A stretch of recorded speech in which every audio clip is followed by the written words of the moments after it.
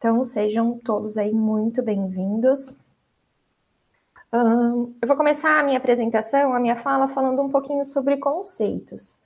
Então, o conceito de microbioma, ele já é bem conhecido, principalmente quando a gente fala aí de biomas, né? Biomas geográficos, bioma da Mata Atlântica, o bioma da Amazônia. Nada mais é esse conceito do que é um conceito ecológico. Então, é uma comunidade de organismos que estão presentes em determinado lugar. Quando a gente fala do microbioma, é o mesmo conceito, então a gente interpreta da mesma forma. O microbioma é a comunidade de micro-organismos que está presente em um determinado lugar. E quando a gente fala aí de microbioma humano, nós temos diferentes micro-organismos fazendo parte do nosso microbioma. Então nós podemos citar aí o bacterioma, né, que é composto pelas bactérias, o micobioma, composto por fungos e por leveduras, o viroma, que é composto aí por diferentes vírus, e também a macrobiota, composta por parasitos, eumintos, enfim. Para o webinar de hoje, eu vou focar em bacterioma. Então, a gente está falando da comunidade de bactérias que habitam o nosso corpo. Muito se falou em relação a qual que seria a proporção, a diferença e a quantidade de bactérias que a gente tem presente no nosso organismo. Então, por muito tempo se acreditava que a população, a comunidade de bactérias, ela era 10 vezes maior do que a quantidade aí de células humanas. Hoje, os estudos mais atuais, eles mostram que essa proporção ela é mais parecida. Então, os valores mais atuais indicam aí uma proporção de 52% do nosso corpo é formado por células bacterianas, e os outros 48% aí que sobram de células humanas. Quando a gente fala de bacterioma, então essas comunidades de bactérias, elas podem estar presentes em diferentes sítios, em diferentes locais do nosso organismo. Dentro do bacterioma, o sítio que tem maior representatividade, então que tem a comunidade com maior quantidade de organismos, ela está situada no intestino. Então, a gente chama ela de microbiota intestinal. Essa microbiota intestinal, então, ela vai ser composta por bactérias, por arqueias, por fungos, por outros micro-organismos, vírus, enfim. E essa comunidade, ela difere da microbiota de outros sítios. Então, a microbiota, a gente tem uma microbiota específica na boca, a gente tem uma microbiota específica na pele, uma microbiota específica no canal vaginal, uma microbiota específica no intestino. E, além disso, né, para trazer um pouco mais de complexidade ainda, essa microbiota, ela pode, mesmo no mesmo sítio, ter algumas variações. Então, por exemplo, mesmo quando a gente fala da microbiota do intestino, a gente tem uma microbiota quando a gente nasce, que é um perfil característico de recém-nascidos, temos uma microbiota aí que se desenvolve ao longo da nossa vida e temos uma microbiota mais associada ao envelhecimento. Então, diferentes perfis de microbiota, diferentes perfis, combinações de micro-organismos estão presentes aí no nosso intestino ao longo da nossa vida. E quais são os fatores aí que moldam a nossa microbiota, que impactam? São diferentes as influências externas e internas que impactam a comunidade de bactérias que a gente tem no nosso intestino. Uma delas é a genética.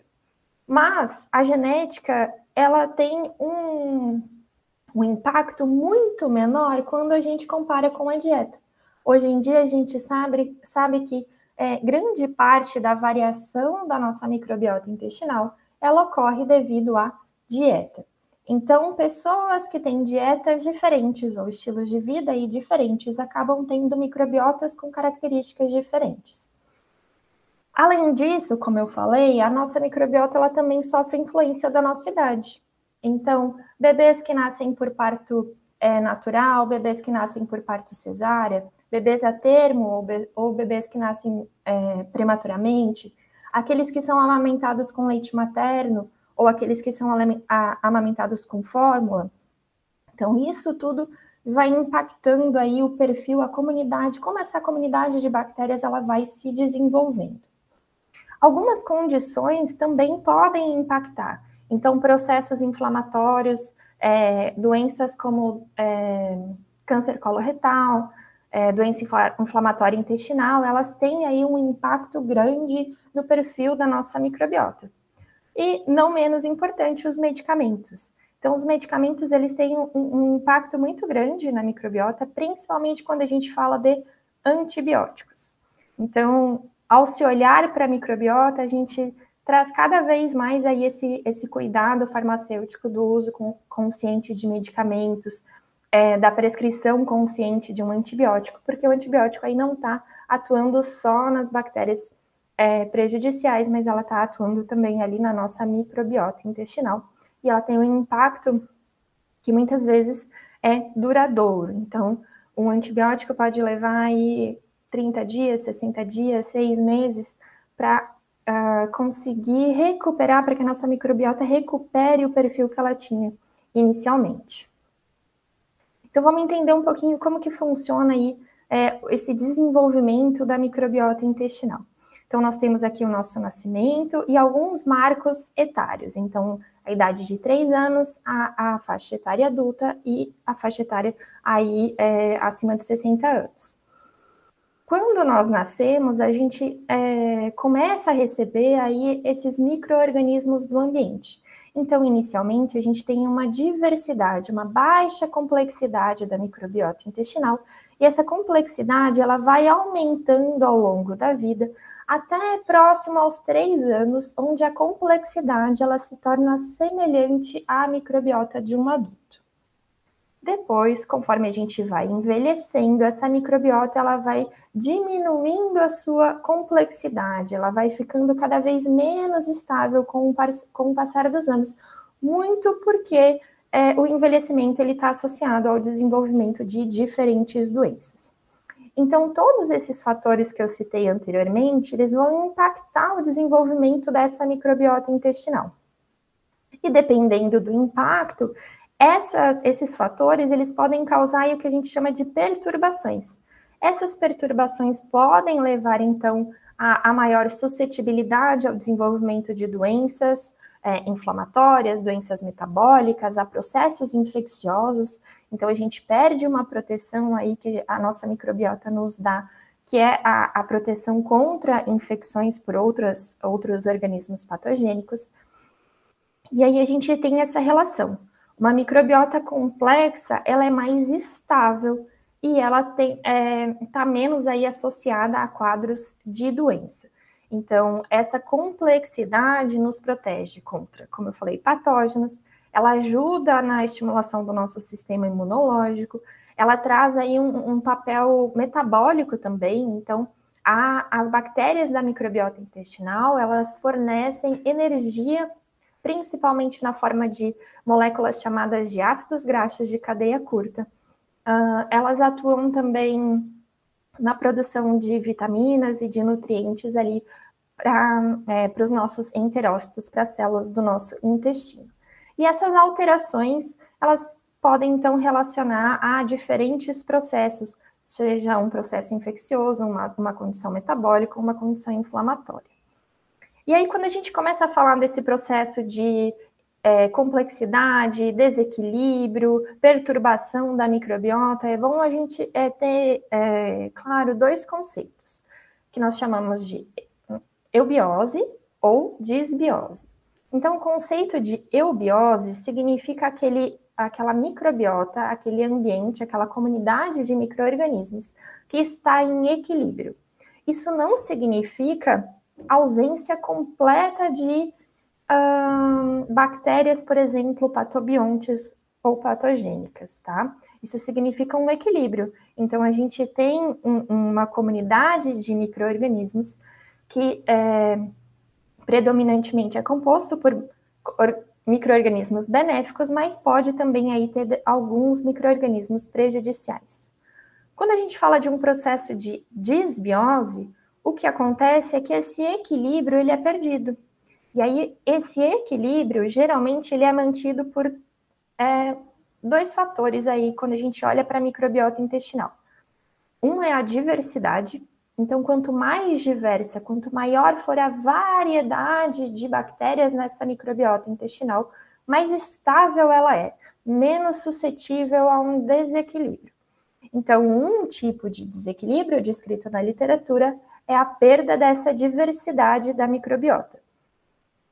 Uma outra possibilidade é o crescimento aí de bactérias patogênicas. Então, por exemplo, o predomínio ou o crescimento de uma salmonela, de um Clostridium difficile, esse crescimento de bactérias patogênicas, além do que era esperado em um ambiente de equilíbrio, está relacionado a um processo de desbiose. E, por fim, a diminuição de bactérias chamadas de bactérias benéficas, que são essas bactérias aí que nos protegem contra esses processos de infecção, que fornecem energia para os nossos enterócitos, que produzem os ácidos graxos de cadeia curta. Essas três alterações, predomínio de bactérias patogênicas, né, o aumento de bactérias patogênicas, a redução da diversidade e a redução de bactérias benéficas pode acontecer de maneira isolada, então a gente pode ter somente uma delas ou a gente pode ter uma combinação de diferentes alterações ao mesmo tempo. Eu vou falar um pouquinho mais nesse webinar sobre as bactérias benéficas. Então, as bactérias benéficas, elas existem aí na literatura diferentes taxonomias que já foram descritas como tendo capacidade de produzir, por exemplo, metabólitos benéficos, regular o nosso sistema imunológico para manter aí um ambiente tolerante no nosso intestino, né, segurando a inflamação intestinal. E dentre essas bactérias benéficas, aqui a gente traz como destaque essas 5 taxonomias. A espécie Fecalibacterium prausnitzii, a espécie Eubacterium rectali, o gênero Roseburia, o gênero Bifidobacterium e a espécie Akkermansia mucinifera. Essas 5 taxonomias, essas 5 bactérias, são bactérias produtoras de ácidos graxos de cadeia curta. Então, butirato, acetato e propionato. Esses ácidos graxos de cadeia curta, eles são produzidos por meio da fermentação das fibras não digeridas. Então, dos carboidratos não digeridos, que são chamados aí de fibras. Então, aqueles carboidratos provenientes da nossa alimentação, que a gente não tem enzimas para digerir, eles vão chegar lá no nosso intestino grosso e vão estar disponíveis, vão servir como substrato para essas bactérias. Essas bactérias, então, possuem essas enzimas que permitem a metabolização, a fermentação dessas fibras, desses substratos. E aí, uma vez fermentados, eles fornecem, então, energia, como o butirato, eu falei, o acetato e o propionato. Esses ácidos graxos de cadeia curta, eles podem tanto servir como fontes de substrato para outras bactérias, mas eles também servem como fonte de energia para os nossos enterócitos. Então, são esses ácidos graxos de cadeia curta, principalmente o butirato, que é utilizado ali pelas células do intestino, como fonte de energia, e isso permite com que essas nossas células, elas têm algumas proteínas que mantêm uma célula bem grudadinha da outra, que são chamadas de tight junctions. E essas proteínas, elas impedem, então, a passagem das bactérias e também dos fragmentos da alimentação para o nosso tecido. Então, a gente lembrando aí que o nosso intestino é um ambiente que tem uma grande quantidade de células imunológicas. Então, essa barreira intestinal, feita aí tanto pelo nosso epitélio, como pela camada de muco e pelas bactérias que estão presentes na nossa microbiota, consegue, então, proteger a gente e reduzir a proximidade mesmo, né, de bactérias patogênicas ou de alimentos aí no nosso sistema imunológico.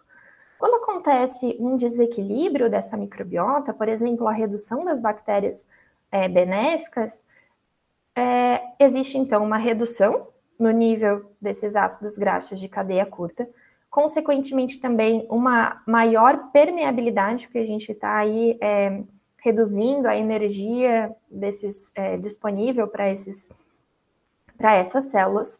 Além disso, reduz a camada de muco, então esse muco, essa camada aí de açúcares que são produzidos pelas nossas células intestinais, ela serve justamente para afastar as bactérias da camada epitelial. E uma bactéria bem importante nesse sentido, na manutenção dessa camada de muco, é essa Akkermansia mucinífera.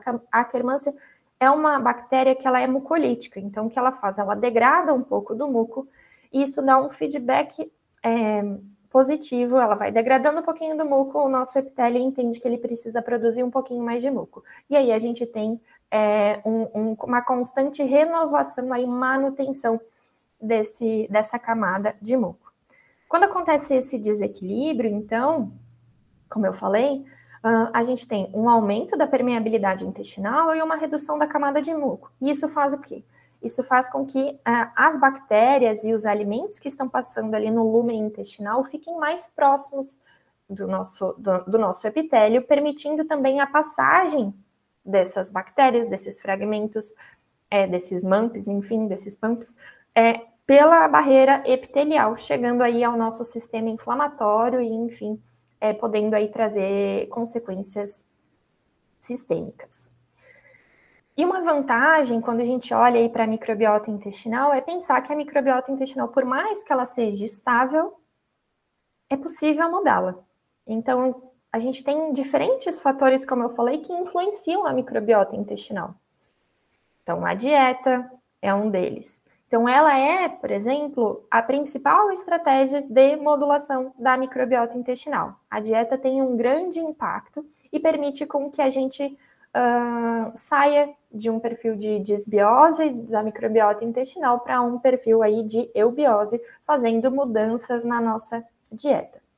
Diversas outras estratégias foram já descritas e vêm sendo estudadas como possíveis moduladores da microbiota intestinal. Um deles é a atividade física e o outro aqui o transplante da microbiota fecal. Mas para o webinar de hoje eu vou falar desses 4 aqui. Vou falar um pouquinho mais sobre alimentação, falar sobre sobre a possibilidade de se utilizar prebióticos para a modulação da microbiota intestinal, os probióticos e os pós-bióticos. Então vamos começar falando sobre a dieta. Esse artigo aqui é um artigo bem interessante que analisou aí o impacto da nossa dieta, categorizando aí, segmentando entre uma dieta rica em fibras e uma dieta pobre em fibras, na nossa saúde metabólica. Então, o que os pesquisadores discutem nesse artigo é que indivíduos que têm uma alimentação rica em fibras acabam, então, fornecendo aí esses carboidratos não digeridos, essas fibras, para a nossa microbiota intestinal, que por sua vez vai fermentar essas fibras, esses carboidratos, e produzir aí os ácidos graxos de cadeia curta, o propionato, o acetato e o butirato. Esse ciclo de alimentação aí da nossa microbiota com esses substratos e a produção desses metabólitos acaba, então, gerando efeitos sistêmicos no nosso organismo, como, por exemplo, a redução, o controle da glicose, o controle dos níveis de LDL, trazendo aí uma proteção, por exemplo, cardiometabólica, para quem viu aí a mentoria da doutora Ana ontem. Enquanto aqueles indivíduos que têm uma dieta pobre em fibras, o que acontece? As bactérias que estão presentes ali, elas não são especializadas em degradar, em metabolizar as fibras. Elas são especializadas em degradar os substratos que chegam até ela. Então, esses substratos aí, pensando geralmente aí, né, em dietas pobres em fibras, elas vão ser ricas em carboidratos simples, em gordura animal, em proteína animal. E aí essas bactérias, elas acabam predominando na microbiota. E essas bactérias, elas têm uma menor capacidade de produzir ácidos graxos de cadeia curta. E isso, então, faz com que a gente não tenha o mesmo efeito benéfico que a gente vê nos indivíduos que têm uma alimentação rica em fibras. Essas bactérias, então, elas produzem outros metabólitos, por exemplo, produzem mais aminoácidos de cadeia ramificada do que ácidos graxos de cadeia curta, e aí isso está relacionado, por exemplo, no contexto metabólico, né, ao desenvolvimento da resistência à insulina. Um outro artigo que é bem interessante de se analisar é essa revisão publicada ano passado. Ela traz uma visão aí comparativa, um paralelo entre os guidelines, os guias alimentares e o que a microbiota nos diz que a gente deveria comer. E ele traz justamente essa correlação de que a microbiota, né, os perfis de bactérias, os substratos utilizados pela microbiota nesses contextos que são considerados de eubiose, são substratos que estão presentes ali nos guias alimentares de alimentações saudáveis. Então, a gente não consegue muito aí separar o efeito da dieta, o efeito da microbiota intestinal nas nossas doenças crônicas. Então, a gente pode ter tanto a dieta atuando diretamente na microbiota intestinal e a microbiota intestinal, por sua vez, produzindo esses metabólitos, crescendo aí taxonomias específicas e ela afetando o desenvolvimento de doenças crônicas, como a dieta também pode influenciar diretamente aí o nosso organismo, e o nosso organismo, essas condições, uma vez estabelecidas, afetam aí também o nosso microbioma intestinal. Então, a gente tem, por exemplo, olhando, né, para os substratos que seriam interessantes ter aí numa alimentação, pensando no crescimento dessas bactérias benéficas. A gente pode citar os fitoquímicos, como os polifenóis, as fibras dietéticas, então amido resistente, inulina, os ácidos graxos poliinsaturados, ômega 3, e todos esses substratos, eles estão presentes em alimentações que estão nos guias alimentares de uma alimentação saudável.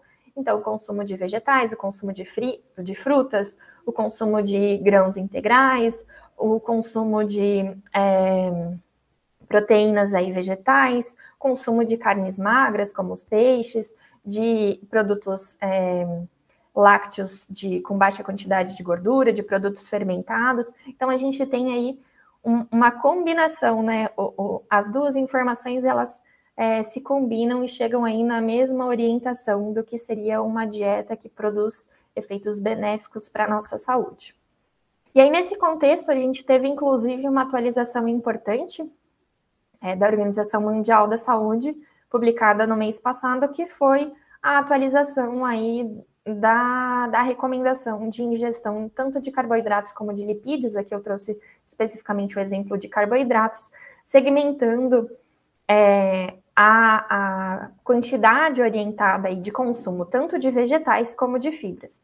Então, em adultos, a Organização Mundial da Saúde recomenda a ingestão de pelo menos 400 gramas de vegetais e frutas por dia.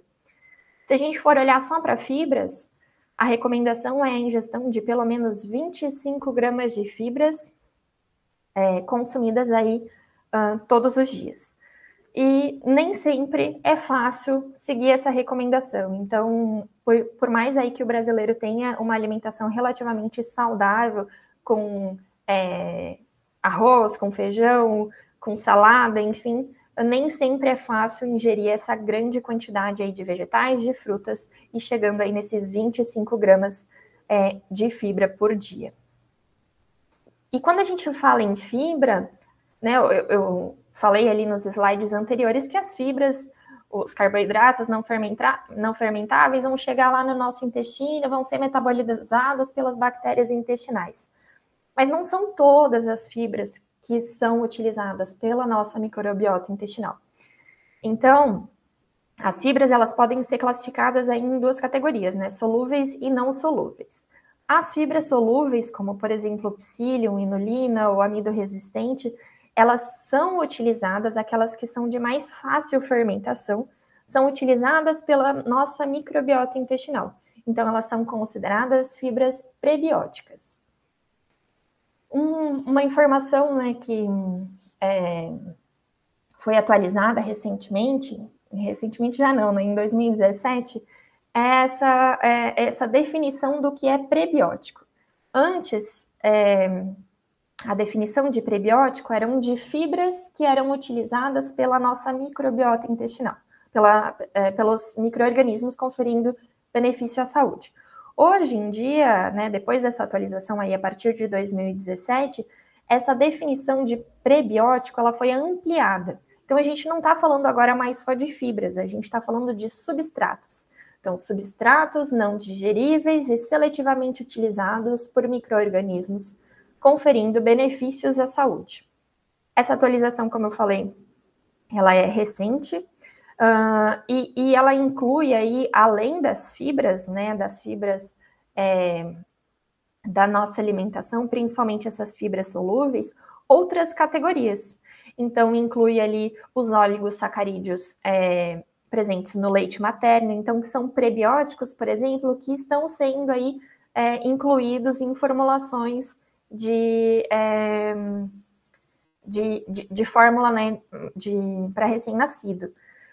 Outras opções de oligosacarídeos, como o FOS, o GOS, fitoquímicos, como polifenóis, por exemplo. Então, a gente tem aí diferentes substratos, diferentes substâncias que podem ser utilizadas pelos micro-organismos e trazerem, então, esse benefício para a nossa saúde. Então, no contexto de prebióticos, a gente tem aí uma gama, a gente não está falando, né, só mais de fibras, mas a gente tem uma gama diferente de substratos. E esses diferentes substratos, eles vão ser utilizados de maneira preferencial por um ou mais micro-organismos. Então, dependendo do substrato que a gente ingere, determinadas taxonomias podem, por exemplo, crescer lá na nossa microbiota intestinal. Então, a gente tem aí, vem cada vez mais produzindo conteúdo científico em relação a essas análises de microbiota intestinal pós-tratamento com prebióticos. Então, os estudos, por exemplo, já indicam que o ômega 3, ele pode aumentar a abundância de rosebura, ele pode também aumentar a abundância de bifidobacterium. Em contrapartida, o amido resistente parece atuar aí na população de Eubacterium rectali, mas ele também aumenta a população de bifidobacterium. Quando a gente pensa em polifenóis, principalmente encontrados em frutas vermelhas, os polifenóis da nossa dieta, eles parecem promover o crescimento de Akkermansia mucinifera, aquela bactéria ali que eu falei, que está associada a resultados metabólicos positivos. Além dos prebióticos, né, falei já da dieta, falei dos prebióticos, uma outra categoria que pode ser utilizada como estratégia de modulação são os probióticos. Então, qual que é o conceito de probióticos?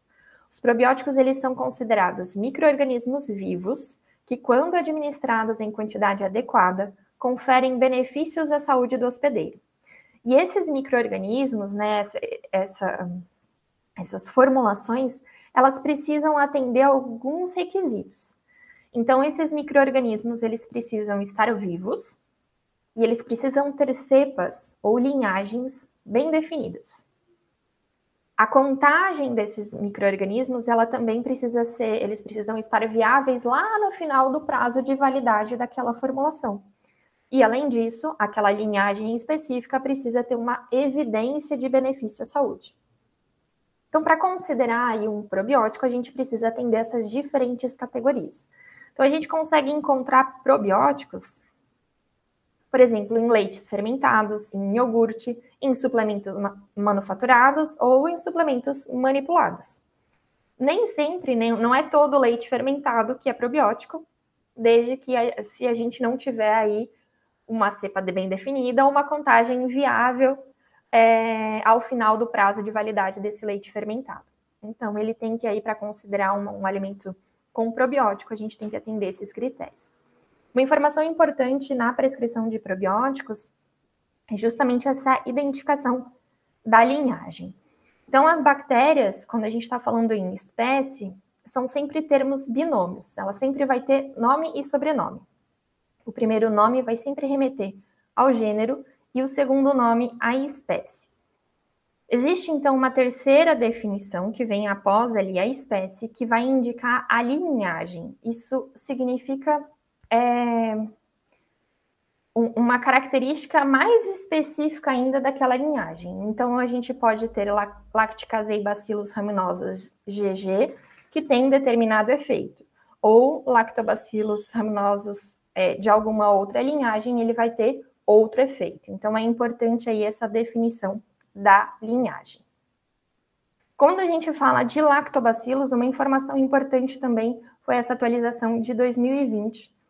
Então, até 2020, o gênero Lactobacillus, ele continha 250 espécies dentro do gênero Lactobacillus. Mas com o desenvolvimento dessas metodologias de sequenciamento, os pesquisadores começaram a observar que geneticamente essas espécies que estavam dentro do gênero Lactobacillus eram muito diferentes.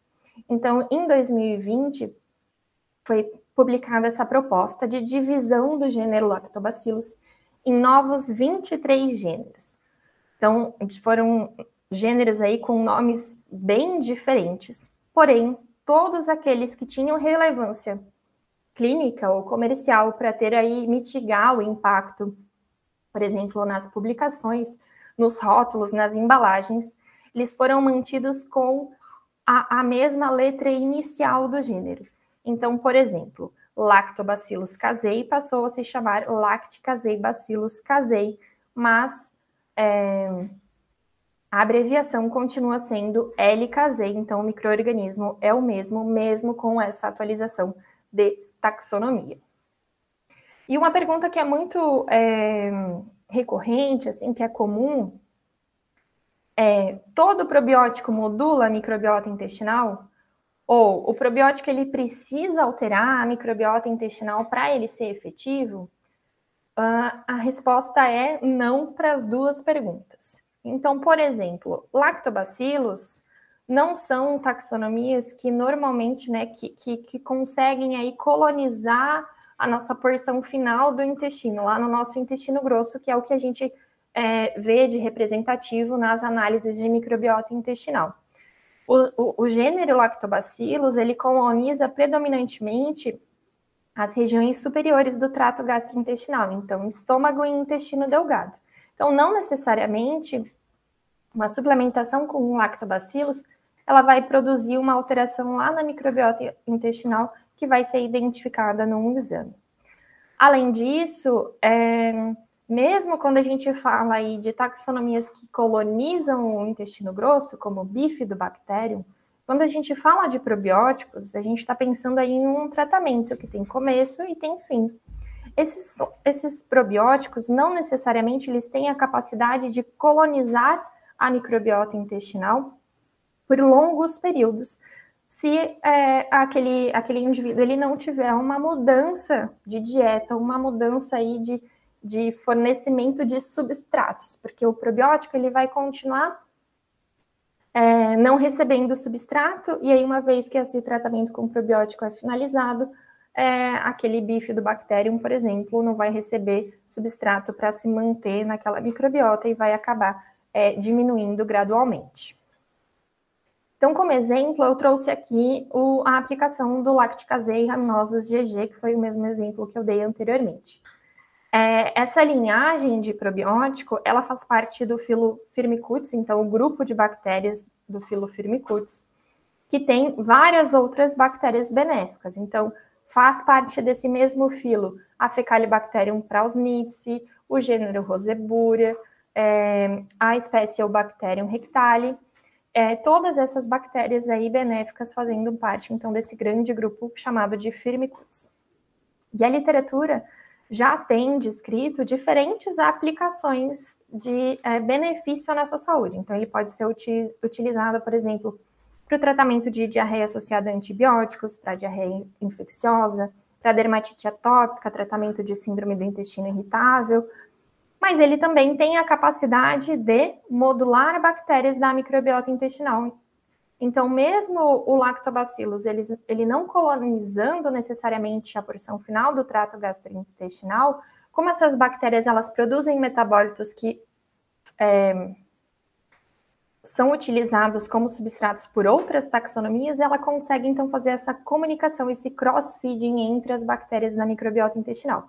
Inclusive, então, a linhagem Lacticazei-Bacillus rhamnosus GG tem a capacidade, a literatura tem demonstrado que ela tem a capacidade de aumentar Bifidobacterium e Fecalibacterium prausnitzii lá na nossa microbiota intestinal, mesmo que ele não seja encontrado nas amostras fecais. Então, os probióticos, eles vão fazer o seu efeito levando em consideração, aí a gente tem que levar em consideração uma tríade, né? Qual que é a linhagem desse probiótico, qual que é o perfil da microbiota que tem ali naquele momento, que tem naquele indivíduo, e quais são as condições clínicas daquele indivíduo. E aí, as possibilidades de aplicação já descritas na literatura são N. Então, os probióticos podem ser utilizados para tratamento de infecção ou prevenção de infecção de patógenos, para a produção de ácidos graxos de cadeia curta, para modulação do nosso sistema imunológico e assim por diante.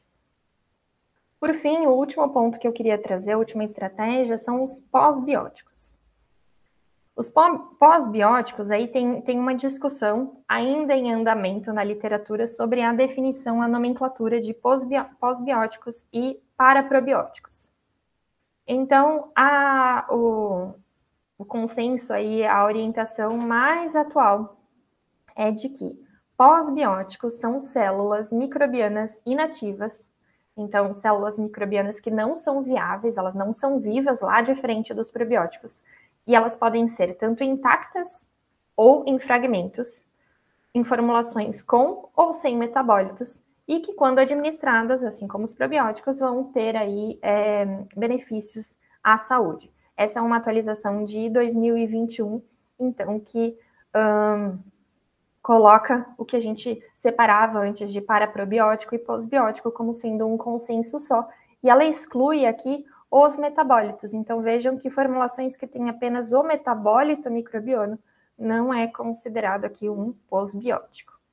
Dentro desses pós-bióticos, a gente tem um exemplo que é o mais conhecido, que são os MAMPs de Akkermansia. Esses MAMPs de Akkermansia, eles são fragmentos da bactéria, né, o probiótico Akkermansia mucinifera. Ele passa por um tratamento térmico e fornecendo aí, liberando aí fragmentos dessa bactéria que não está mais viável. E esses MAMPs de Akkermansia, então, podem ser utilizados para a modulação da microbiota intestinal, inclusive.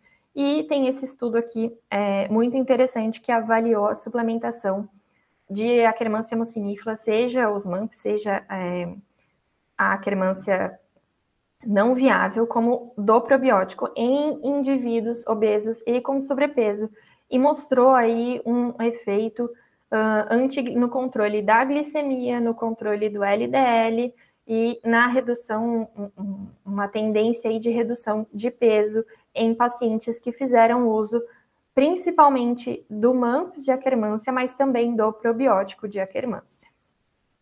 E aí, quando a gente fala em metabólitos, ele saindo agora dentro desse conceito de pós-bióticos, os metabólitos eles vão ser considerados, então, aqueles fatores solúveis que são secretados por bactérias vivas ou liberados após a lise bacteriana e que oferecem aí esse efeito benéfico para a nossa microbiota intestinal.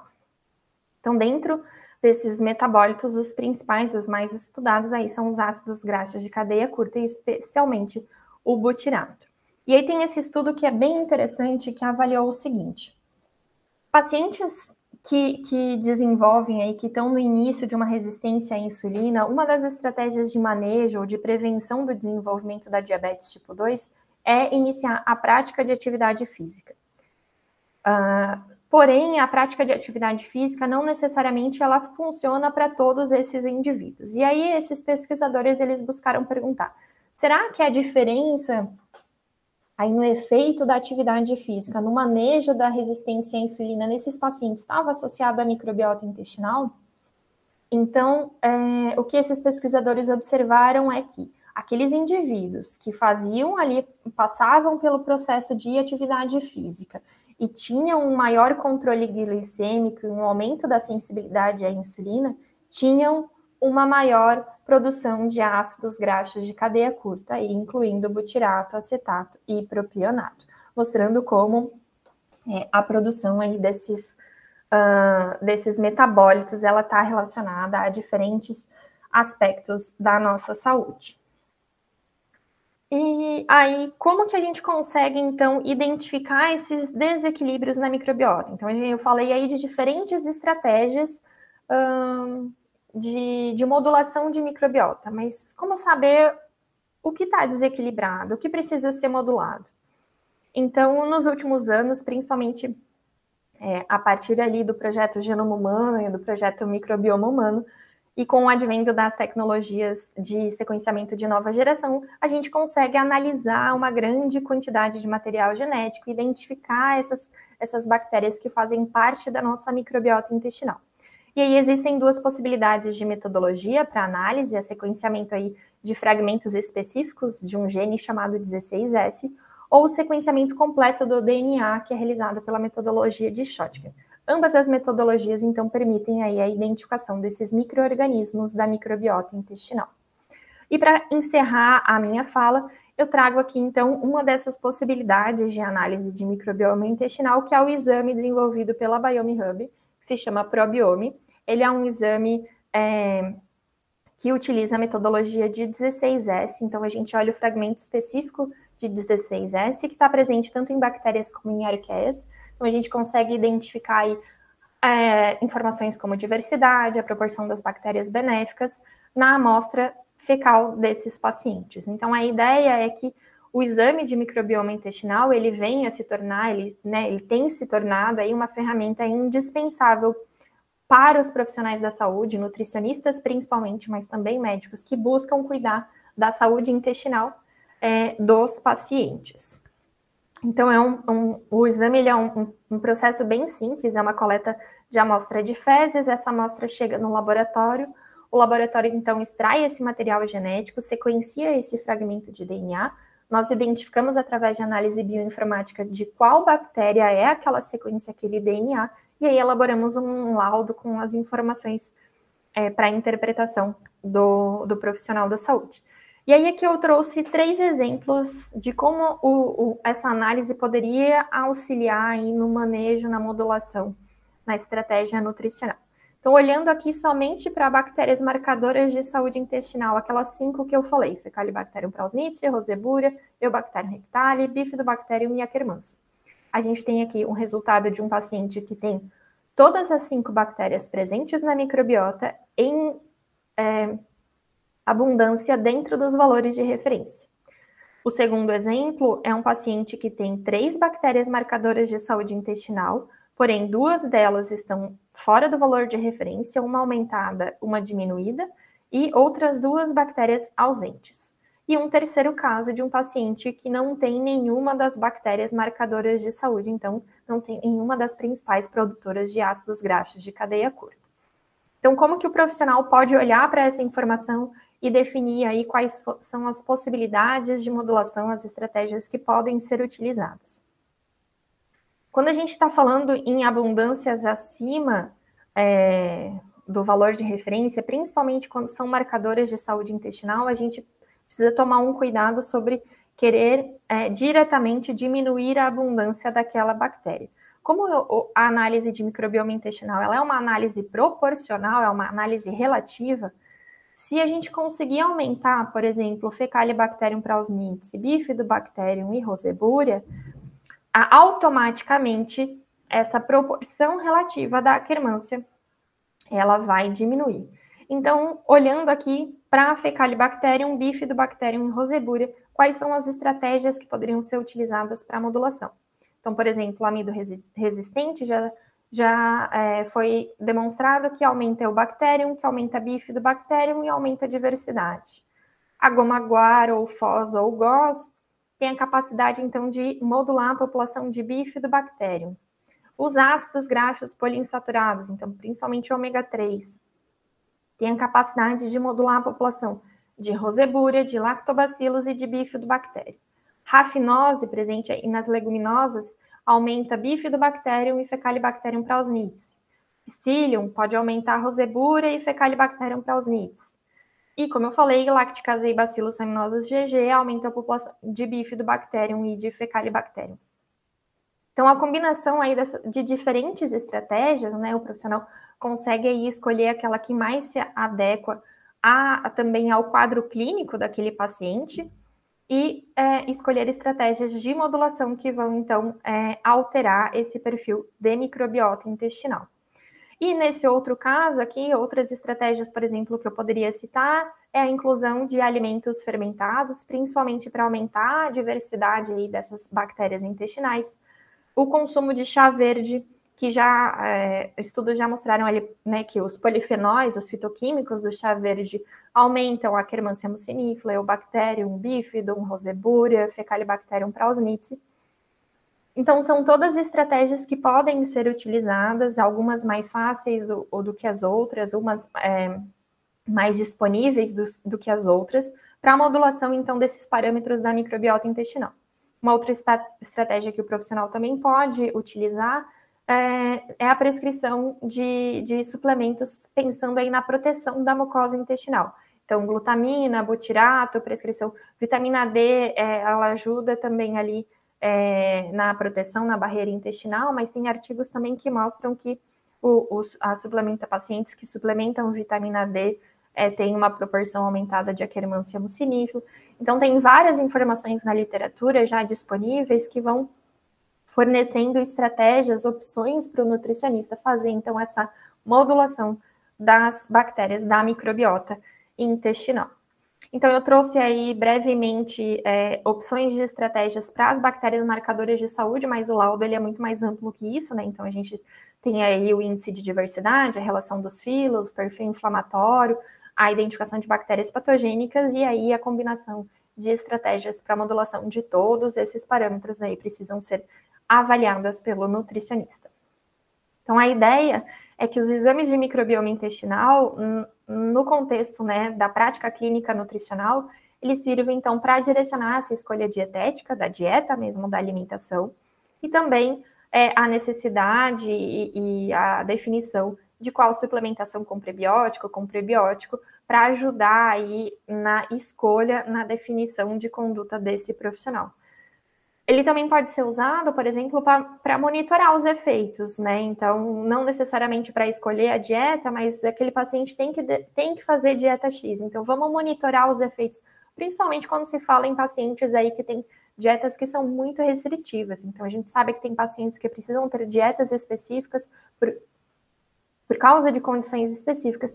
Então, monitorar os efeitos dessa dieta, ou desses tratamentos, ou dessas condições aí na microbiota intestinal. Também entender a relação da microbiota com os sintomas intestinais. Bom, então minha mensagem final da minha parte aí do webinar é uma pergunta, na verdade, uma dúvida para vocês, que é como vocês têm cuidado da sua microbiota intestinal. Então, no dia de hoje, aí, será que todo mundo comeu 25 gramas de fibras, uma dieta rica em ácido graxo poliinsaturado, em polifenóis, enfim, rica em prebióticos? Como que a gente está alimentando a nossa microbiota intestinal? E esse pensamento, né, no dia a dia, ali, pensar o que eu estou comendo, eu estou disponibilizando lá para as minhas bactérias intestinais, ela vai mandar aí muito também, vai ajudar muito a gente a cuidar da nossa saúde. E slide final, antes de passar a palavra para a Ju, profissionais da saúde, médicos e nutricionistas que querem, então, prescrever o exame para os seus pacientes, podem, então, ler esse QR Code, depois eu coloco o link aqui também no chat, e a gente entra em contato com vocês para explicar mais sobre o exame, explicar sobre a metodologia, quais são as informações que tem no laudo. Deixo aqui também o Instagram da Biome Hub, para quem tiver interesse em receber aí conteúdos relacionados à microbiota intestinal, mas também a outras microbiotas, microbiota vaginal também. E o nosso WhatsApp para quem quiser entrar em contato diretamente com a gente. Bom, muito obrigada pela atenção de vocês, pela participação de vocês. Eu agradeço aí todo mundo que está aí. E passo a palavra, então, para a Juliana. Tá. Então, agora dando sequência, né, no conteúdo, eu trago agora uma outra visão, né? Então, até agradeço a mim pela parceria, né? Acho que tem completa ligação, né? Os assuntos, e é um assunto que realmente está cada vez mais vigente aí, né? Então, assim, agora eu trago uma outra visão, falando um pouco mais da parte da suplementação propriamente dita, e qual a importância da gente ter uma farmácia de manipulação de confiança, uma farmácia de manipulação que esteja atenta a todos os detalhes aí da manipulação desses produtos, principalmente falando dos probióticos, né?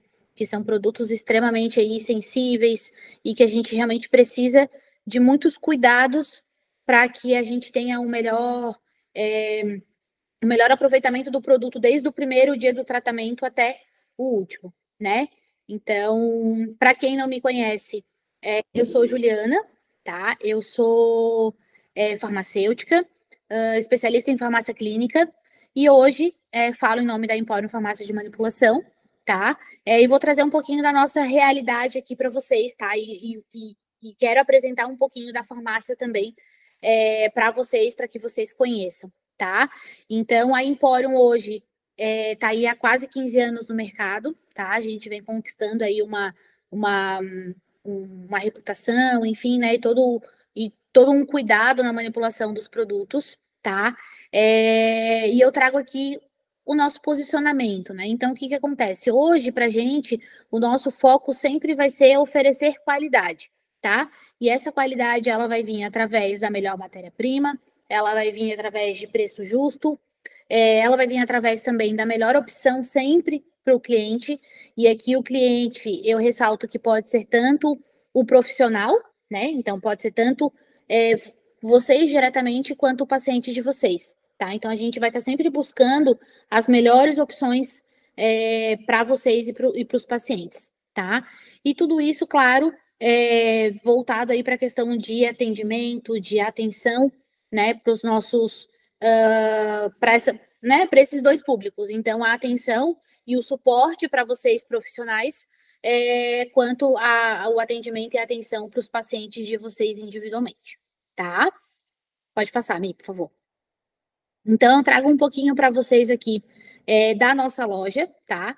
Então, a gente tem aí uma pegada um pouco mais rústica, a gente quer que realmente o paciente que vem até a loja, ele se sinta confortável, ele se sinta acolhido, né? Então, e trazendo bastante a questão da confiança também, tá? Como vocês podem ver, a gente tem ali um janelão de vidro que dá acesso para o laboratório, então quem está no balcão consegue acessar, consegue acompanhar o processo de manipulação ocorrendo, né?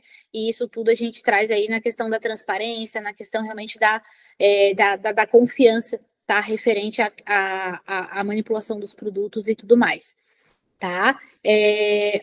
Nessa outra fotinho, a gente tem aí uma imagem do nosso atendimento digital, tá? Então, é o setor que a gente costuma dizer que é o setor de entendimento do cliente. Então, o que acontece? Aqui, hoje a gente sabe, principalmente pós-pandemia, que o atendimento digital, o atendimento à distância, ele aumentou muito. Então, hoje aí, 80% do nosso atendimento é através do fluxo digital, tá? Então, temos aí um setor específico para isso, para entender o nosso cliente e, mais do que qualquer coisa, resolver o problema dele, né? Então, a gente busca sempre, diariamente, alternativas para melhor entender e para melhor fazer este acompanhamento dos nossos pacientes e clientes, tá? Indo um pouquinho mais para dentro agora, a gente fala um pouquinho dos laboratórios, tá? Então, hoje aí a gente tem um pouquinho mais de 10 laboratórios, incluindo laboratórios de pesagem, de manipulação, né, salas de apoio, todo o almoxarifado, o laboratório de controle de qualidade. Então, hoje a gente tem um laboratório extremamente completo, tá? E com a infraestrutura pensada justamente para fornecer segurança, para fornecer o atendimento 100% das prescrições, né? E fornecer aí todo esse cuidado, tá? Para vocês. Inclusive, fica o convite para quem ainda não nos conhece, de vir nos conhecer pessoalmente. A gente consegue agendar visitas ao laboratório, vocês conseguem acompanhar em tempo real como é que funciona esse processo produtivo, tá? É claro que eu não consigo hoje entrar em detalhes, até muito pela questão do tempo e tudo mais, mas fica o convite. No final eu vou disponibilizar ali o acesso ao WhatsApp, então a gente consegue agendar para vir aqui, conhecer, trocar uma ideia. e a gente mostra daí mais detalhes para vocês, tá? Então aí é uma fotinho, não é uma foto atualizada do nosso laboratório, hoje ele está um pouco diferente, mas em termos de estrutura não mudou muito. Então, toda a parte de climatização, toda a parte de segregação dos laboratórios, então hoje é tudo bem separadinho, tudo bem, bem controlado para que a gente possa oferecer cada vez mais segurança para vocês, tá? Pode passar, Mi. E agora, começando a especificar um pouco mais, né? Então, a gente começa a falar de matéria-prima, tá? Então, hoje, nós trabalhamos com matérias-primas aí, as matérias-primas as mais modernas e mais diferenciadas do mercado, tá? A compra da matéria-prima, a escolha da matéria-prima, ela é feita somente pela equipe técnica, tá? Então, a gente que vai definir aí realmente, entre todos os extratos disponíveis no mercado, qual é a melhor opção para comprar, tá? Então, eu trago aqui alguns exemplos, né, do que eu quero dizer. Então, por exemplo, o Tribulus terrestres, né? Ele é um extrato padronizado em saponina, isso não é novidade para ninguém, mas existe no mercado aí extratos que são padronizados em 20% e extratos que são padronizados a 44%. Então, a gente vai optar sempre por trabalhar com extrato que é mais padronizado e que tenha esse teor de pureza maior, tá? Por outro lado, também existe o extrato simples, no caso do Tribulus terrestres, e um extrato um pouco mais diferenciado, vamos dizer assim. No caso aqui, como um exemplo, o ProTup. Então, eu estou falando do extrato de Tribulus, que é padronizado em saponinas gerais, e eu falo também do ProTup, que é padronizado em protodiocina, que é a saponina esteroidal aí principal, né? Então, também existe essa diferenciação no mercado e a gente opta por trabalhar sempre com os melhores produtos. Então, da mesma maneira que eu trabalho com Tribulus simples, mas dentro do teor de padronização mais alto que tem no mercado, eu vou trabalhar também com um extrato de Tribulus diferenciado, que no caso é o ProTup, que tem um resultado excelente aí nessa parte hormonal, tá? E é assim o mesmo princípio é aplicado para o chá verde. Então, o chá verde hoje, extrato seco, eu tenho ele padronizado em polifenol, tanto a 50% quanto a 95%. Então, eu vou trabalhar sempre com 95%, que é o extrato mais padronizado.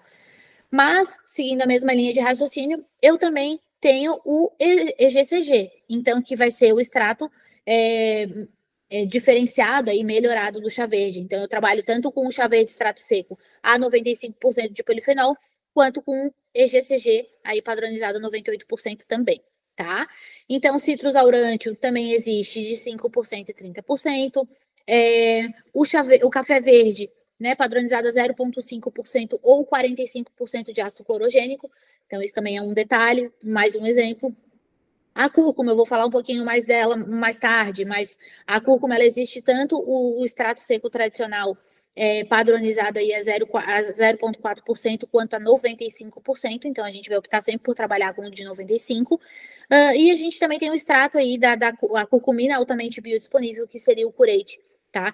Que hoje é um extrato diferenciado de cúrcuma aí também, que a gente não precisa associar com piperina, e nem com outro produto que vai aumentar a sua biodisponibilidade, porque ela automaticamente já é mais biodisponível, porque a curcumina está inserida na matriz natural da cúrcuma. Então, ela acaba sendo hidrossolúvel e tendo uma melhor biodisponibilidade, tá?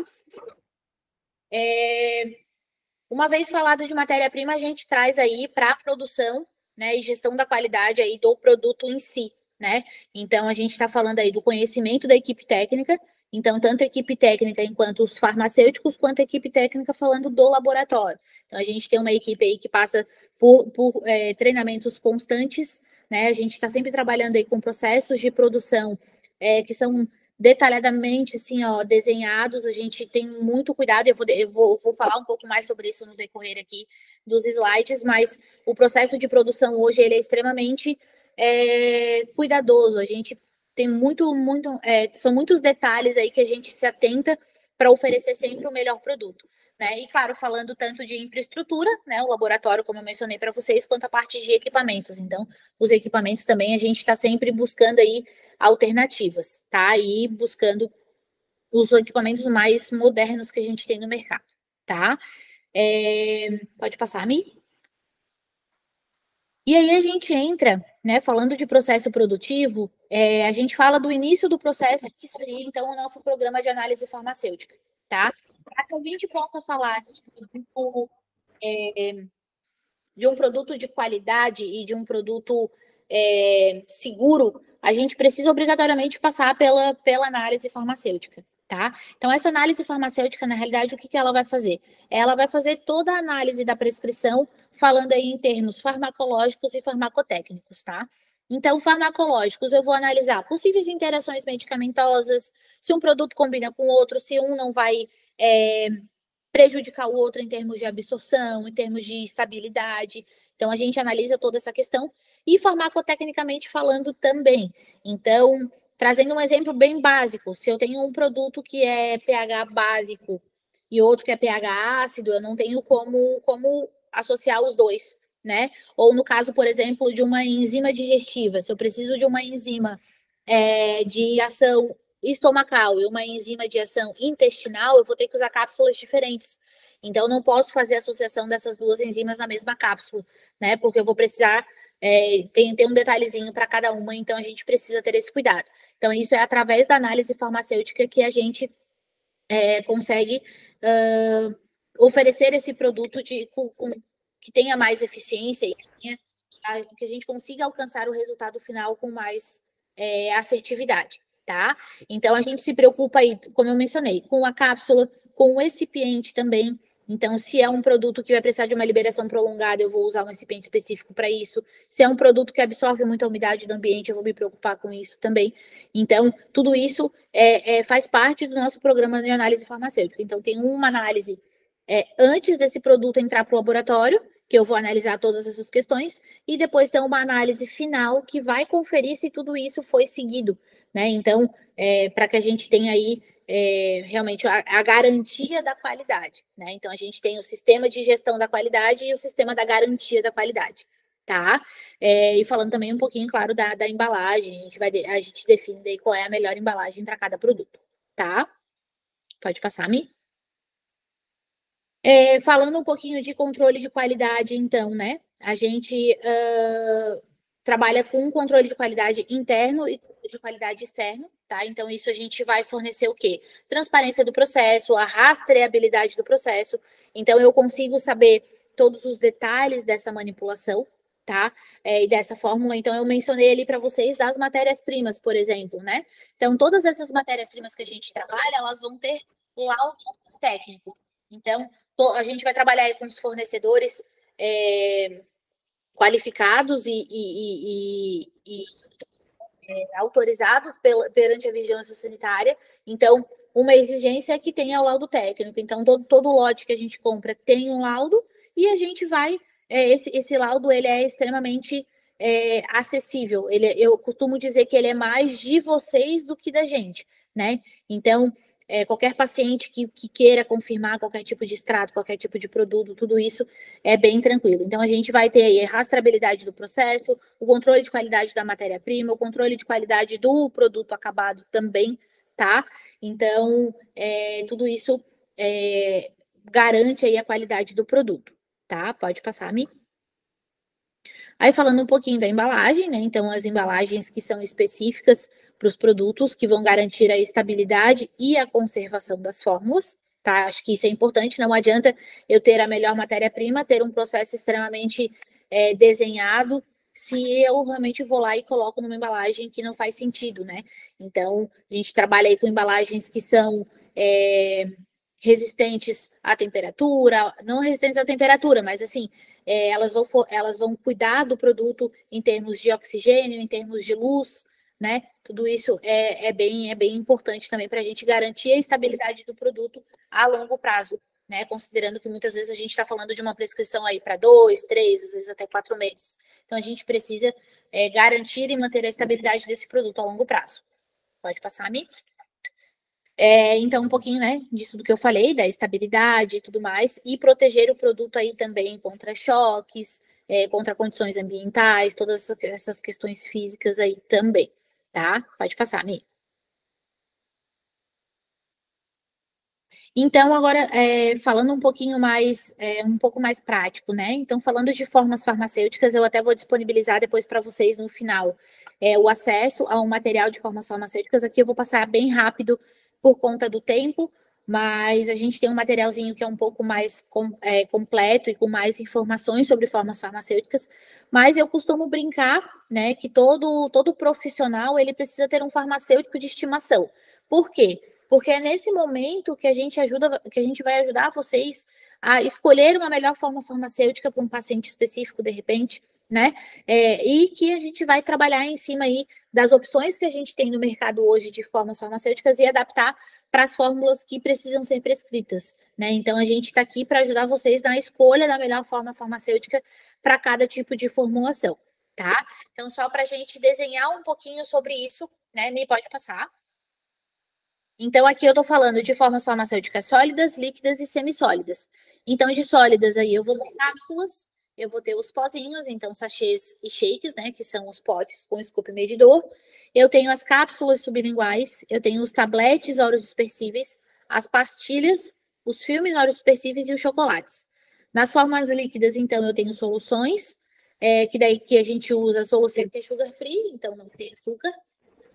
Os xaropes, que são bases açucaradas, que existem alguns produtos que, infelizmente, ainda precisam desse veículo, então ainda existe a possibilidade, por mais que seja mínima, mas existe, tá? Então, as gotas orais e sublinguais e os sprays bucais e sublinguais também. De forma semissólida, então, a gente vai ter as gominhas gelatinosas e os géis comestíveis, tá? Então, essas formas farmacêuticas aqui, a gente está falando das vias de administração oral, bucal e sublingual, tá? Então, a gente só está falando aqui dessas vias de administração. Os produtos, então, que vão ser ingeridos, os produtos que vão ser colocados sublingual ou os produtos que vão ser usados na mucosa bucal, seja por dentro da bochecha, seja em cima da língua mesmo, no fundo da língua, enfim. Então, aí são essas opções, por enquanto, tá? Pode passar, Mi. Então, aqui, esse ponto é um ponto importante, porque aqui eu vou falar um pouquinho mais ali no final, especificamente do probiótico e por que todos esses detalhes são importantes para a produção do probiótico, tá? Então, aqui, esse é o ponto, talvez o ponto-chave. Quando a gente fala de cápsulas, a gente tem vários tipos de cápsulas hoje no mercado. E qual a diferença entre elas e o que diferencia, né? Quando eu falo de cápsula, eu vou olhar uma cápsula no microscópio, ela nada mais é do que uma malha, tá? Então, quando eu falo de uma cápsula gelatinosa, por exemplo, aquela cápsula tradicional, que são as cápsulas coloridas e tudo mais, quando eu olho no microscópio, eu gosto de fazer analogia com uma blusa de tricô. Então, quando eu olho no microscópio, uma cápsula gelatinosa é uma cápsula. Pensa assim, aquele blusão de tricô que foi feito pela nossa avó há muito tempo atrás. Os pontos, eles vão estar frouxos, eles vão estar um pouco mais espaçados entre si. Então, isso torna a cápsula um pouco mais porosa. Ela vai ficar com... o meio externo vai ficar mais acessível ao meio interno. E quando eu falo, por exemplo, de uma cápsula vegetal, é uma blusa de tricô novinha, eu acabei de comprar, então ela tá com uma malha bem firme e bem fechadinha. Isso vai diminuir tanto a entrada de umidade, principalmente, quanto a entrada de oxigênio, tá? Então, falando de cápsula vegetal, vai ter uma proteção maior contra a umidade. A cápsula de tapioca, que também é uma cápsula vegetal, ela vai estar mais voltada aí para oxidação, então para a entrada do oxigênio nessa cápsula, tá? A cápsula gastroresistente, ela é uma cápsula vegetal também, ela é a base de celulose, então ela também vai ser mais fechadinha, e ela vai aí oferecer resistência ao ácido clorídrico do estômago, tá? Então foi aquilo que eu mencionei, por exemplo, das enzimas. Uma enzima que, por exemplo, eu preciso da ação dela a nível intestinal, eu vou precisar usar a cápsula gastroresistente para proteger do ácido clorídrico e que ela chegue intacta no intestino para poder fazer a ação dela, tá?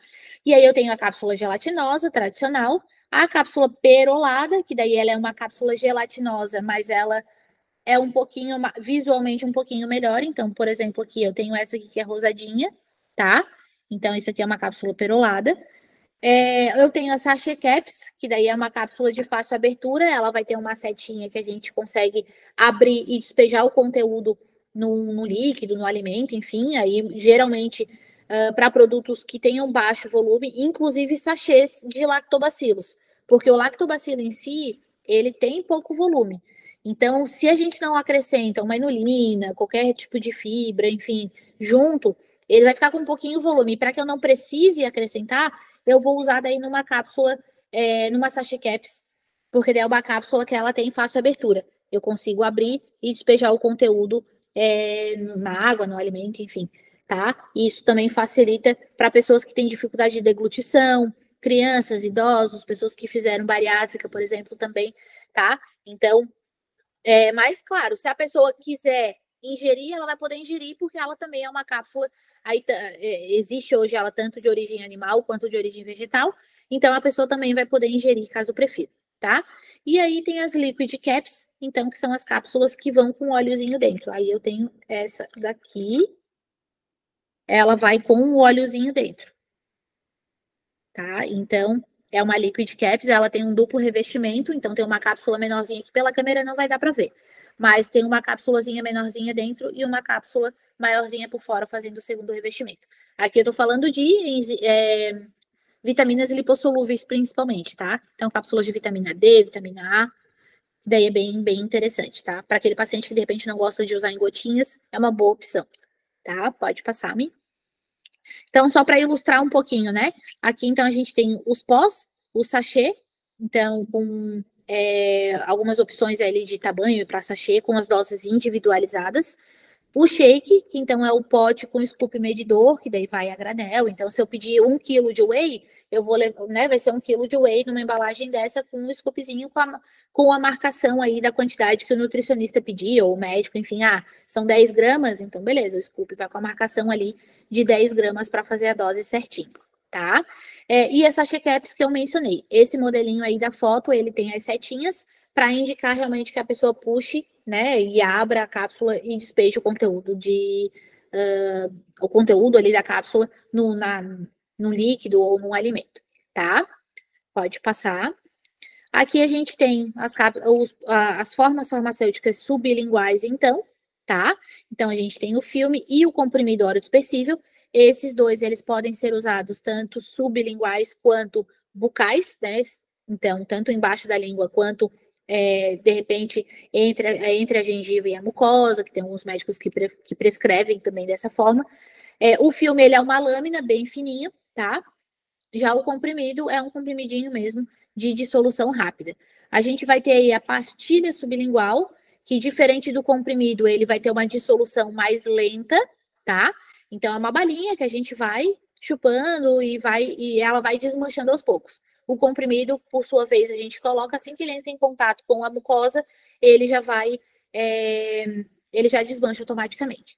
E aí a cápsula sublingual, que é feita com a cápsula da tapioca, porque uma vez que ela entra em contato com a umidade, ela já desmancha rapidamente, tá? Então, dentre as sublinguais, geralmente é a última opção, mas é uma opção também, às vezes, quando a gente precisa de algum ativo de mais concentração que não cabe em nenhuma das outras opções, tá? Pode passar-me.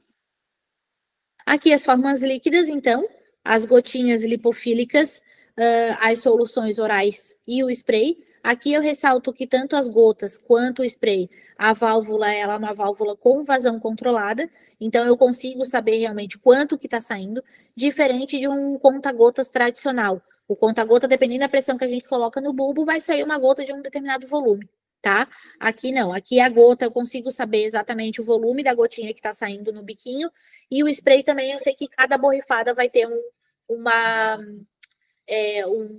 volume de jato específico, e isso dá uma assertividade maior nas doses também, tá? A solução oral, por sua vez, é para produtos que tenham aí doses maiores, que não vai caber na gota ou na borrifada, e que daí vai na seringa ou no copinho medidor, tá? Pode passar, Mi. E aí as formas especiais, então, o chocolate, aqui eu ressalto que a gente usa chocolate, né? A gente usa como base o cacau 70%, tá? As gominhas são gominhas gelatinosas, então de origem animal, né? Daí, ressalto aí por conta que a gente sabe que o público vegano, vegetariano está aumentando bastante, então são gominhas gelatinosas, e a opção de sachê em gel também, tá? Muito utilizado aí por atletas, praticantes aí de alguns esportes, tá? Pode passar, Mi.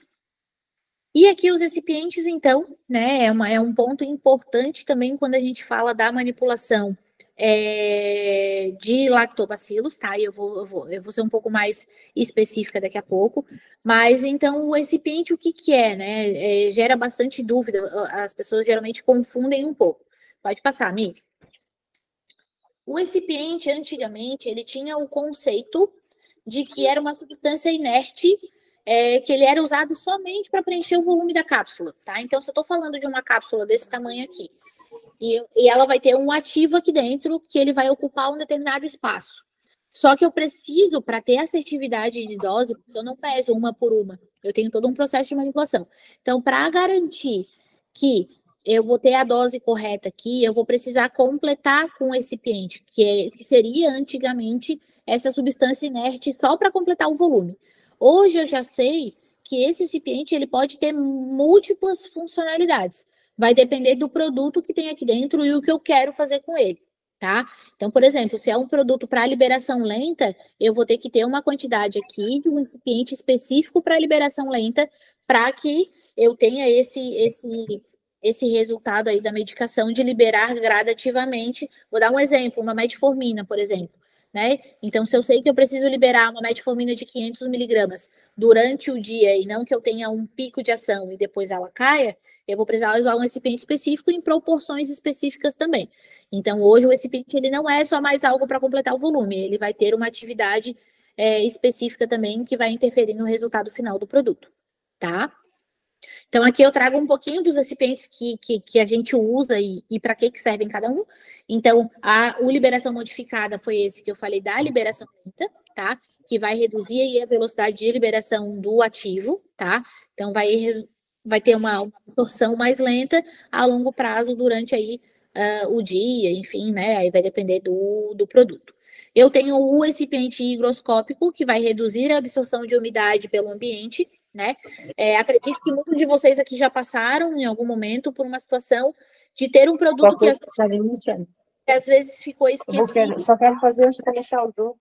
E quando foi ver, ele ficou endurecido. A cápsula, o produto ali dentro endureceu, escureceu, e quando vê, tá até solto dentro da cápsula. Isso é porque ele absorveu umidade, tá? Então, nós utilizamos hoje recipientes que diminuem essa absorção de umidade pelo produto, tá? O recipiente antioxidante, então, que vai impedir a oxidação aí do ativo e vai manter essa estabilidade dele a longo prazo.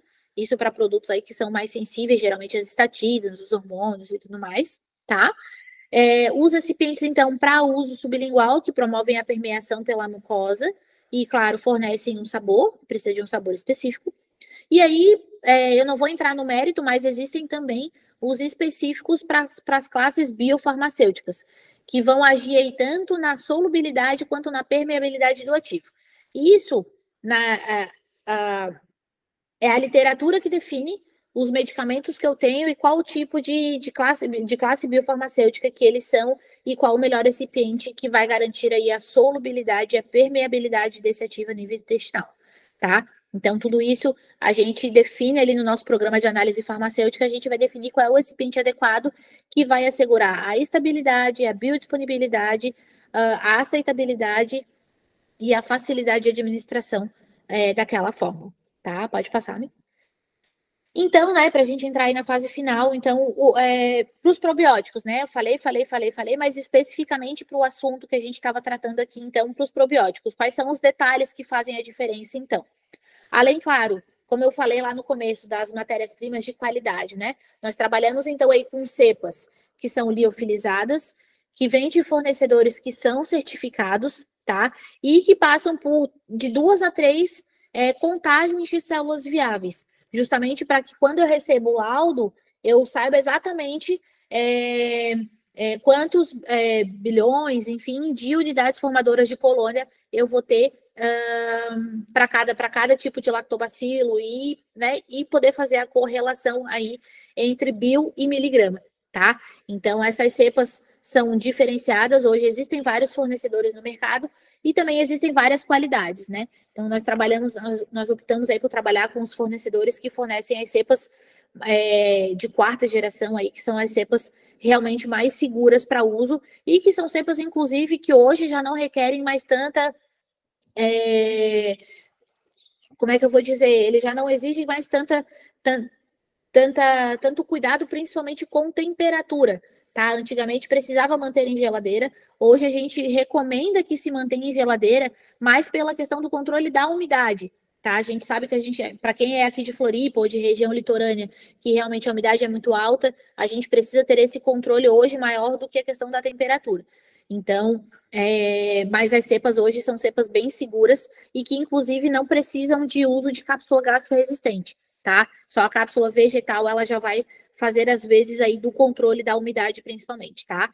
Então, eu tô falando de cepas de qualidade, tô falando de armazenamento, então a nossa infraestrutura, onde a gente consegue ter o armazenamento adequado dessas matérias-primas, tá? O processo de manipulação, que é específico para o lactobacilo, para essas cepas probióticas, porque elas têm um revestimento, e esse revestimento ele é sensível. Então, na hora que eu monto o tabuleiro e que eu vou manipular o produto, eu não posso, por exemplo, bater com muita força, porque eu posso romper o revestimento desse produto. Então, tudo isso exige um treinamento da equipe, exige todo um controle de qualidade em cima desse produto também. Como eu mencionei recente agora, o recipiente específico, então, é um recipiente voltado para controle da higroscopia, então, que vai controlar a absorção de umidade desse produto, para que a gente não tenha a desestabilização dessa cepa probiótica, porque a gente precisa, como a Michelle mencionou, a gente precisa dela viva, né? Então, se eu estou falando de um produto que vai ser usado aí, de repente, por 2 meses, eu preciso garantir que dentro da cápsula, no primeiro dia, vai ter a mesma quantidade de unidades formadoras de colônia até o último dia do tratamento, lá no final do segundo mês, tá?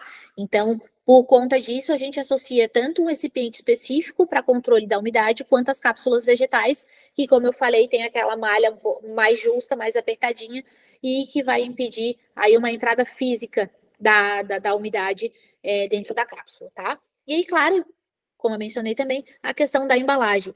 Então, a embalagem que é opaca, que vai impedir a entrada da luz, que também é um frasco PET especial que também diminui a entrada de oxigênio, tá?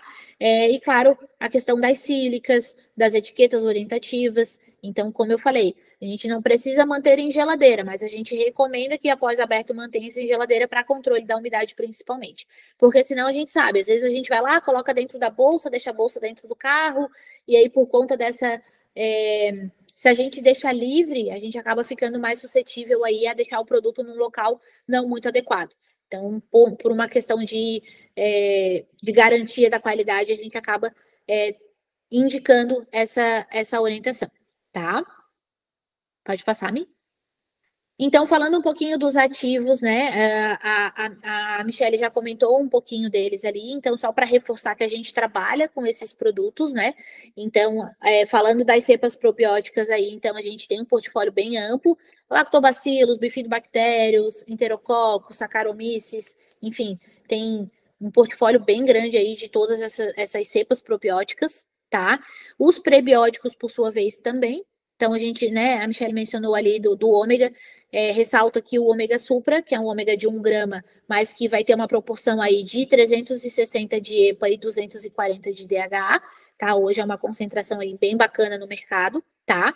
Então, inulina, goma-cássia, o FOS, XOS, GOS, todos esses a gente trabalha, além, claro, dos polifenóis, então, tanto os da quercetina, resveratrol, chá verde, as antocianidinas, então, das frutas vermelhas, né? Goji-berry, framboesa, mirtilo, blueberry, tudo isso existe dentro do nosso portfólio de produtos também. Pode passar, Mi? Os MAMPs, então, né? Aí aqui eu ressalto a Akkermansia, que hoje é a queridinha do momento, e realmente é um produto diferenciado, e inclusive a gente falando aí também de emagrecimento, né? Que a gente sabe que ela estimula GLP-1, estimulando o GLP-1 vai estimular a saciedade, então ela vem aí, inclusive, além de todos esses benefícios, falando de saúde intestinal, a gente também fala de emagrecimento com ela, né? Então, promovendo saciedade, controle ali de leptina, grelina, tudo isso. Então, hoje aí ela tá bem tá bem vista por conta disso, tá? Além, claro, dos outros tipos de cepa ali também, cada uma com a sua especificidade, tá? Pode passar, Mi? Aqui a gente traz, então, o nilbiome, tá? Que seria a fonte ali, então, de butirato, tá? Que vai ser ali o postbiótico, né? Que a Michelle comentou, tá? Então, vai fazer toda aquela parte de saúde intestinal também. E aqui também trago os moduladores de inflamação, que a gente sabe que também é bem importante. Então, o curete, que é a cúrcuma altamente biodisponível que eu mencionei lá no começo, tá? Claro que pode ser utilizada aqui a cúrcuma tradicional, tá? Mas aí ressalta a necessidade da associação com a piperina para aumento da biodisponibilidade. Aqui a gente não precisa associar. Para um paciente que, de repente, tenha uma sensibilidade à piperina, uma vez que é um extrato da pimenta, e a gente sabe que tem algumas pessoas que podem ter algum tipo de sensibilidade, eu indico usar o curete, porque a gente vai usar numa dose um pouco mais baixa. Então, enquanto a cúrcuma ali a gente vai usar 300, 500, enfim, o curete com 100, 150 miligramas a gente já tem excelentes resultados, tá? O Chronic, gosto bastante dele também, é um extrato oleoso do urucum, tem um poder antioxidante maravilhoso, e aí com várias aplicações, assim como a cúrcuma também, tá? E aí eu ressalto o Microbiomex, que ele é considerado um flavobiótico. Por quê? Ele é rico em flavonoides, tá? Padronizado ali em 80% de risperidina e 3,5% de isonaringina, que vai ter uma ação protetora da mucosa gástrica. Então, ele vai ajudar ali na formação daquele muco que faz a proteção da mucosa gástrica intestinal. Então, a gente está falando aí de controle de inflamação, a gente está falando de realmente de saúde gástrica como um todo, tá? Pessoal, assim, aqui eu não trouxe dosagens, eu não trouxe indicações de fórmulas, porque a gente sabe que isso vai ser muito particular para cada paciente com cada condição, tá? Então, no final, eu vou disponibilizar ali o acesso ao meu WhatsApp para quem quiser saber mais, quiser alguma ajuda referente a formulações, querer saber mais sobre fórmulas farmacêuticas, querer conhecer um pouco mais da farmácia, através do meu WhatsApp ali a gente consegue agendar uma reunião e eu consigo ajudar vocês no que precisarem. Então, por isso que eu não trouxe sugestões de fórmulas, eu trouxe sim o conhecimento a respeito da farmácia e a respeito dos ativos aqui que a gente tem. Além desses, existem outras opções, existe um portfólio bem grande aí com várias aplicações clínicas, né? Então, não só falando de saúde intestinal, mas falando de tudo como de uma maneira mais geral, tá? Então, como eu falei, todo prescritor, todo profissional, ele tem que ter um farmacêutico de estimação. Então, quem quiser, quem ainda não tiver, pode me chamar, que vai ser um prazer ajudar vocês aí na jornada, tá? Seja para o que for, tá? Pode passar-me. Então, aqui tem o meu contato, através do QR Code, já vai direto para o meu WhatsApp, tá? Tem o da farmácia também, para fazer pedidos, para quem quiser, de alguma maneira, né, ter o contato da farmácia também. Pelo QR Code, vai direto para o meu, tá? Então, aqui tem o nosso Instagram, nosso site, que inclusive vai ser lançado um novo site agora recente, daqui a pouco. Então, vai ser de primeira mão, tá? Pode passar-me. E aqui a gente daí tem o acesso ao materialzinho de fórmulas farmacêuticas que eu mencionei para vocês, tá? Para quem quiser acessar. Se porventura alguém tiver alguma dificuldade, alguma questão, pode me chamar no WhatsApp, que eu passo também pelo WhatsApp, tá? E fico à disposição. Eu tenho alguns outros materiais disponíveis também, o e-book de saúde digestiva, que é bem legal. Tem alguns outros materiais sobre outros assuntos aí, então, para quem tiver interesse, quem quiser saber mais, pode me chamar, que vai ser um prazer atender vocês, tá? Então, muito obrigada. Aqui é uma fotinho real, a nossa equipe. Então, o Ednei e a Laísa, que são os proprietários, né? A Laísa é a nossa diretora técnica, o Ednei é nosso diretor comercial, o Douglas é nosso gerente do laboratório, a Fernanda é nossa gerente comercial, eu e a Ana Elisa, então, que é a farmacêutica aqui do pessoal do atendimento. Então, só para vocês conhecerem um pouquinho da nossa equipe técnica também. Então, gente, obrigada.